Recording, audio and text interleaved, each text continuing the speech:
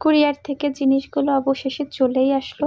Page থেকে কোনো কিছু আসলে অর্ডার দিলে অনেক বেশি টেনশনে থাকা হয় যে আসলে যেটা দেখেছি ওইটা দিবে কিনা, ভালো প্রোডাক্ট দিবে কিনা। অনলাইনে কেনাকাটা করার এইটা কিন্তু একটা ঝামেলা থেকেই যায় যতক্ষণ না আপনি হাতে পাবেন।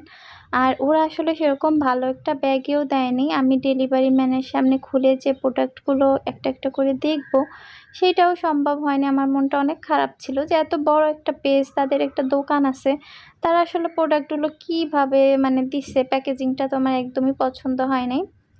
তারপরও দেখা যাক, দেখি খুলে খুলে যে সব প্রোডাক্টগুলো দিয়েছিলাম সবগুলো আসলে আসছে কিনা।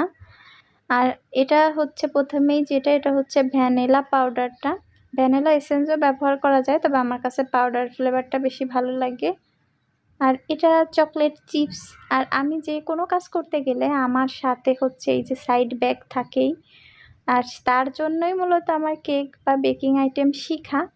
তারপর আগের দিন কিন্তু আপনাদের সাথে একটা ভিডিও শেয়ার করেছিলাম, সেটা ছিল হচ্ছে বেস কেক বানাতে আসলে নর্মালি কি প্রয়োজন হয়।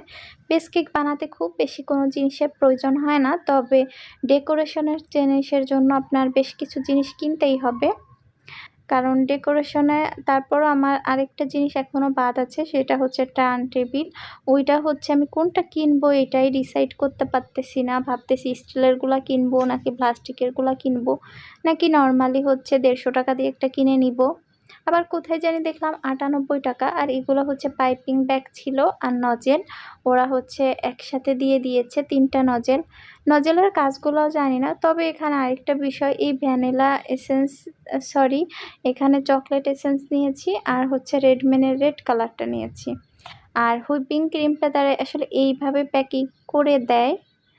তাই এইভাবে প্যাকিং করে দেওয়ার একটা সুবিধা আছে, সেটা হচ্ছে আমি দেখবো যে আসলে ক্রিমটা নষ্ট হয় কিনা। যেহেতু ঢাকার ভিতরে আমাকে ওরা হচ্ছে মেসেজ করেছিল যে আগের দিন পাঠিয়ে দিয়েছি। তা পাওয়ার পর হচ্ছে আমি খুলে খুলে দেখতেছি ফোম দিয়ে। আমি আল্লাহ আল্লাহ করতেছিলাম ওই সময় যে আহারে, এত দাম দিয়ে একটা ক্রিম এনেছি, ক্রিমটা যদি নষ্ট হয়ে যায় তাহলে তো মনটাই খারাপ হয়ে যাবে।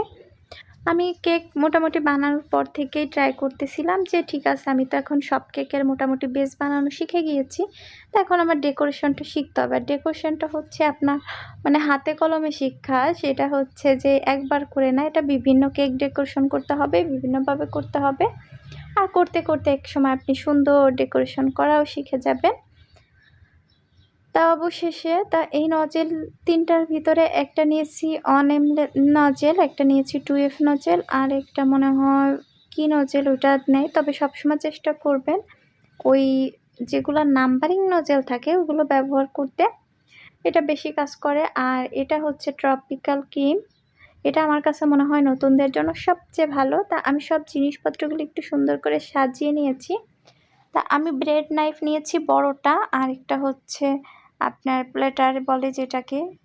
তবে একটা জিনিস আমার মন খুব খারাপ লাগছে, সেটা হচ্ছে এই যে চকলেট এসেন্স বলতেছে ওইটা কেমন জানি অনেক ঝাঁঝালো আর তেতো।